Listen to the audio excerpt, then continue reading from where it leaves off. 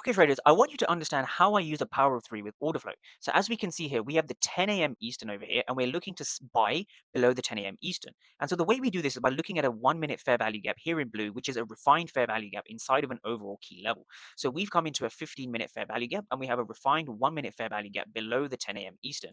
Now, with that being said, how do you know the fair value gap is going to hold, and how do you know the trend is being exhausted? I get questions on this. So we want to understand what's going on with the three candles entering the zone. And in specifically, we want to be understanding this wick and this wick, right? And this is where we use the order flow footprint charts, right? So the order flow footprint charts essentially give us the same data, but now we can read what's happening. And when we read the numbers, we see numbers like 168 for 109, and we see things like 128 for 94, 102 for 54. So we're seeing the red delta or the negative delta, which corresponds to aggressive sellers trying to drive price lower. So these aggressive sellers don't actually succeed. The reason they don't succeed is because price actually broke above with a body, right? So this is where we look to enter. So we typically look to enter at the failure of sellers, right?